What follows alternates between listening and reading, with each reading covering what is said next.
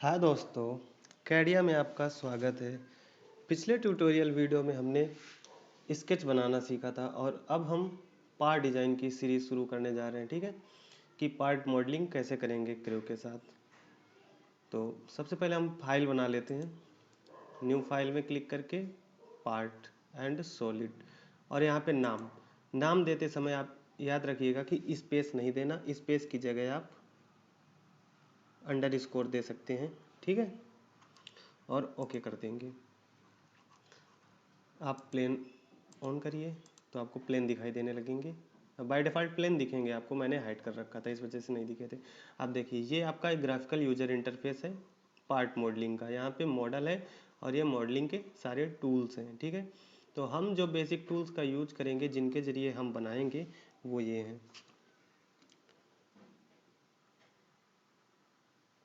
इतने ही टूल से आपका सारा ऑब्जेक्ट बन जाएगा। बेसिक तो इतना ही है, और ये शेप के अंदर कुछ ऑप्शंस हैं। इतने से सब आपका 3D बन जाएगा, और उसके बाद कुछ स्पेशल काम यहाँ पे होंगे। ठीक है, पहली चीज़ें इसे सीखना है, फिर एडवांस में इसे सीखना है, और लास्ट में और फिर एडवांस में ये सारे ऑप्शन आ जाते हैं। ठीक है,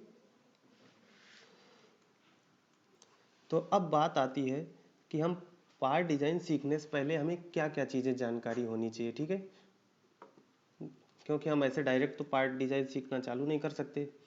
तो पार्ट डिज़ाइन के लिए सबसे पहला आवश्यकता होती है जानना स्केच की। ठीक है, जो कि हम सीख चुके हैं। अब दूसरे नंबर पे किस चीज़ की ज़रूरत होती है, हमें जानना व्यू की। ठीक है, ये अभी हमने नहीं सीखा, तो ये सीखना है हमको। इसके बाद विजुअल स्टाइल की।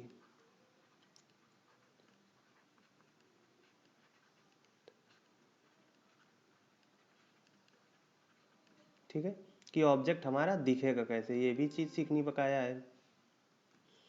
और इसके बाद ये दोनों चीज़ें जानने के बाद फिर हम इसके जो टूल्स हैं, कमांड हैं, सॉलिड कमांड, उनको सीखेंगे। ठीक है, सॉलिड के जो कमांड्स हैं उनको चालू करेंगे सीखना, जैसे कि extrude, revolve, sweep and sweep plane. तो व्यू जानना बेहद इम्पोर्टेंट है। ठीक है, सबसे इम्पोर्टेंट क्या है, व्यू की अंडरस्टैंडिंग, कि व्यू कितने टाइप के होते हैं, उनके कितने प्रकार होते हैं, और उस पर कैसे उनकी जानकारी करते हैं, उन्हें कैसे समझते हैं। ये सारी चीज़ें जानना बेहद आवश्यक है पार्ट डिजाइन करने से पहले। तो इस वीडियो को आप बड़े ही गौर से देखिए। ठीक है, जो मैं समझाने जा रहा हूँ अभी कि व्यू क्या है। अब आप मान लीजिए कि आपके पास एक सिक्का है। ठीक है, सिक्का मेज पे रखा हुआ है कहीं दूर मेज पे, और आप उस मेज पे एकदम मेज की सतह से देख रहे हैं नीचे से, तो वो सिक्का आपको कैसा दिखेगा। चलिए मैं आपको प्रैक्टिकल करके दिखाता हूँ।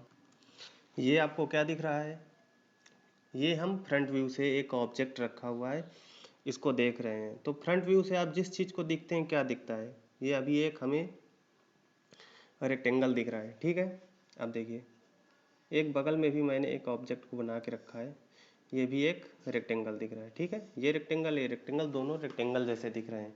अभी मैं आपसे पूछूं कि इनमें से ये ऑब्जेक्ट क्या हो सकता है, सिक्का कौन है, कौन सिक्का है और कौन बॉक्स है, तो आप नहीं समझ पाएंगे। ठीक है, इसके लिए क्या करना होगा, हमें इनका टॉप व्यू भी देखना होगा। टॉप व्यू चलते हैं, ये देखिए, जैसे ही टॉप व्यू में पहुंचे हमें पता चल गया कि ये सिक्का है और एक बॉक्स है छोटा सा। ठीक है, जिनकी मोटाई कितनी है, ये मोटाई साइड से दिखती है, फ्रंट व्यू से दिख रही थी। तो ये बात आप समझ गए कि अगर किसी भी ऑब्जेक्ट का हम दो व्यू देखें तो ही हम उसका समझ पाते हैं कि वो रियल में क्या चीज़ है। या फिर हम इनकी आइसोमेट्रिक व्यू देखें, आइसोमेट्रिक से भी हमें पता चल जाता है, क्योंकि आइसोमेट्रिक में हमें इनकी 3 डायमेंशन दिखाई देती हैं। तो अब बात करते हैं, व्यू बेसिक 2 प्रकार के होते हैं। ठीक है, नंबर 1, नंबर 2।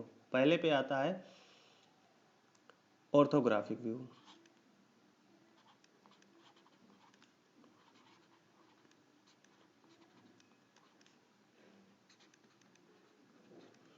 और नंबर 2 पे होता है आइसोमेट्रिक व्यू।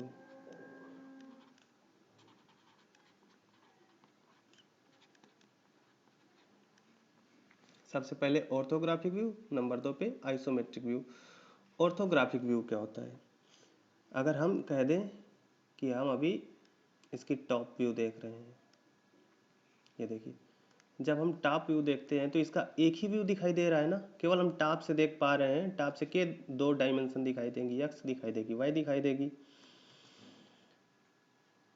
इस पे बात करते हैं तो ये एक्स है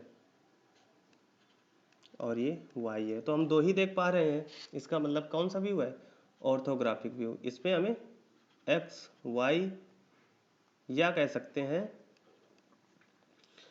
वाई या जेड, मतलब दो ही व्यू दिखते हैं, एक्स वाई, वाई जेड या जेड एक्स, कुछ भी दो व्यू दिख सकते हैं हमको। और आइसोमेट्रिक व्यू में है एक्स वाई जेड, तीनों व्यू दिखेंगे, तीनों तीनों साइड दिखाई देंगी, ठीक है, डायमेंशंस दिखाई देंगी हमको। तो अगर हम आइसोमेट्रिक व्यू देख रहे हैं जिसमें कि तीनों डायमेंशन दिखाई देती हैं, तो हमें उसकी गहराई का अंदाज़ा लगाना आसान हो जाएगा। तो उससे हम एक व्यू में ही हम ऑब्जेक्ट की जानकारी हासिल कर सकते हैं कि वो कैसा दिख रहा है, ठीक है। जैसे इसी ऑब्जेक्ट में देखिए, इसमें क्या दिख रहा है।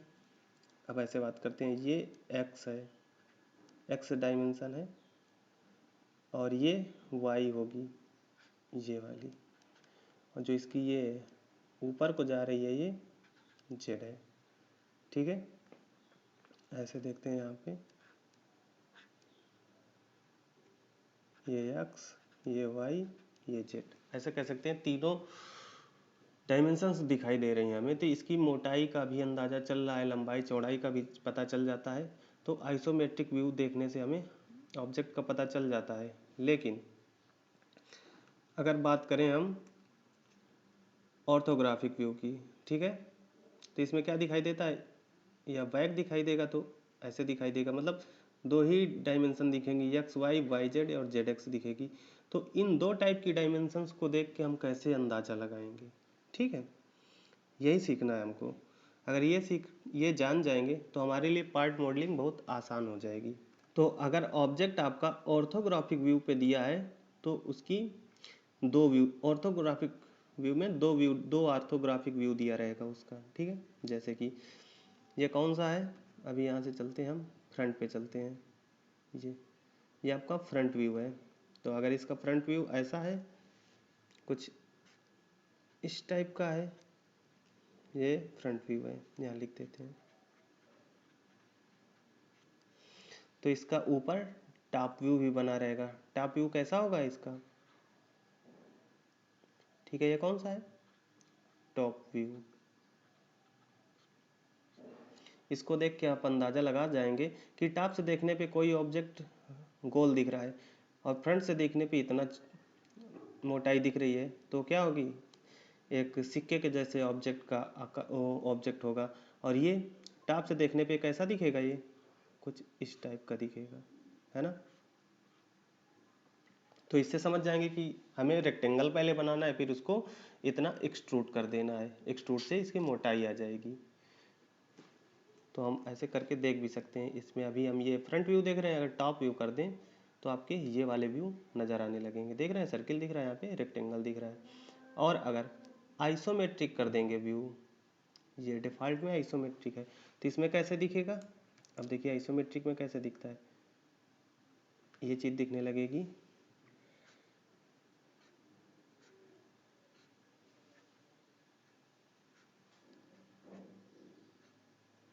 ऐसे सर्किल भी कुछ इस टाइप से दिखने लगेगा, ठीक है। तो जी आइसोमेट्रिक व्यू का मतलब है कि हम इसकी तीनों डायमेंशंस देख पा रहे हैं। ये एक्स, कलर चेंज कर लेते हैं, ये एक्स है, ये वाई है और ये जेड है। तो तीनों दिख जा रही हैं, तो हमें लंबाई चौड़ाई और मोटाई तीनों चीज़ का अंदाज़ा हो जा रहा है, इसलिए इसे आइसोमेट्रिक व्यू कहते हैं। और इसमें हमें एक व्यू से ही ऑब्जेक्ट को बना सकते हैं देख के। और फिर लास्ट में आता है प्रोस्पेक्टिव व्यू, जिसका यूज सिविल इंजीनियर करते हैं, मैकेनिकल में ज़्यादा यूज नहीं होता प्रोस्पेक्टिव व्यू का। तो हम आपको समझा रहे हैं पहले कि ऑर्थोग्राफिक व्यू क्या होता है। तो आप जान गए नंबर 1 पे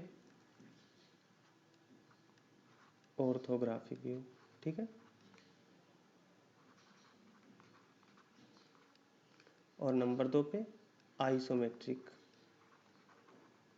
अब आइसोमेट्रिक व्यू क्या होता है इसे समझना है थोड़ा सा, ये लोगों को समझ में नहीं आता, तो इसको मैं एक्सप्लेन कर रहा हूँ कि आइसोमेट्रिक व्यू क्या होता है, ठीक है। आइसोमेट्रिक व्यू का मतलब अगर एक समय में आप किसी भी ऑब्जेक्ट की लंबाई, चौड़ाई, ऊंचाई तीनों एक बार में देख पाएँ, उस व्यू को आइसोमेट्रिक व्यू कहते हैं, ठीक है। अगर हम ये जो दोनों ऑब्जेक्ट बने इनको डिलीट कर देते हैं पहले और एक नया ऑब्जेक्ट बनाते हैं, तो ये हमने एक ऑब्जेक्ट बना लिया है, ठीक है, जिसकी लंबाई, चौड़ाई और ऊंचाई 100 है, ये लेंथ 100 है, ये भी 100 है।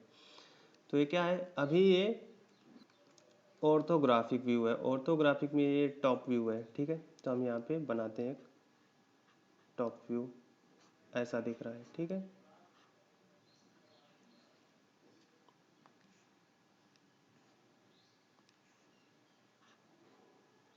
ये टॉप व्यू दिख रहा है।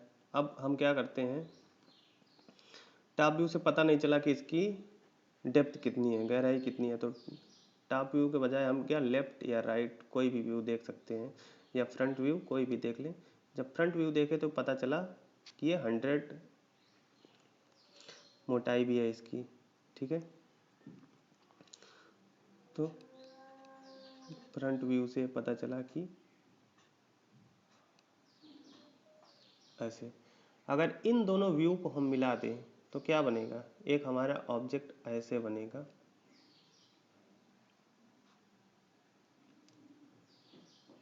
अब देखो इनको अगर मिला दें और मिला के एक साथ देखें आइसोमेट्रिक व्यू में, ठीक है, तो कैसे देखेंगे और कैसा दिखेगा, इसके डिफ़ॉल्ट ओरिएंटेशन में चलते हैं ऐसे, ठीक है। इसमें हमें क्या दिखाई देगी, ये वाली साइड तो दिख ही रही है इसकी, ठीक है, ये वाली भी दिख रही है, ये पूरा एरिया हमने टॉप व्यू में देखा था कि ये है इसका टॉप व्यू अप, और जो ये एरिया था इसका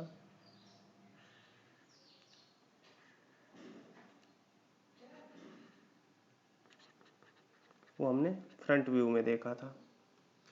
तो ये बात आपको समझ में आ गई होगी, ठीक है, आइसोमेट्रिक व्यू क्या होता है। अब बात करते हैं विजुअल स्टाइल की, यानी इसका शेडिंग किस प्रकार से होगा, ठीक है।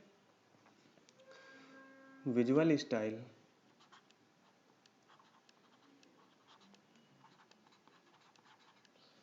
जिसका ऑप्शन यहाँ पे आता है,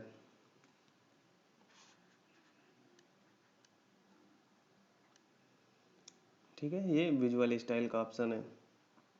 अब देखिए यहाँ पे कुछ प्री सेप टाइप दिए गए हैं, शेडिंग विथ रिफ्लेक्शन। अब देखिए हम पहले ये सारी चीज़ें मिटा देते हैं,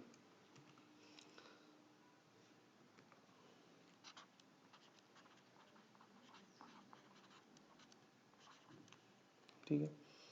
सबसे नंबर 1 पे ऑप्शन है शेडिंग विथ रिफ्लेक्शन। अब इसमें शेडिंग दिखने लगेगी और रिफ्लेक्शन भी दिखने लगेंगी, ठीक है। शेडिंग तो पहले से दिख रही थी, अब रिफ्लेक्शन भी दिखने लगी, ये देखिए।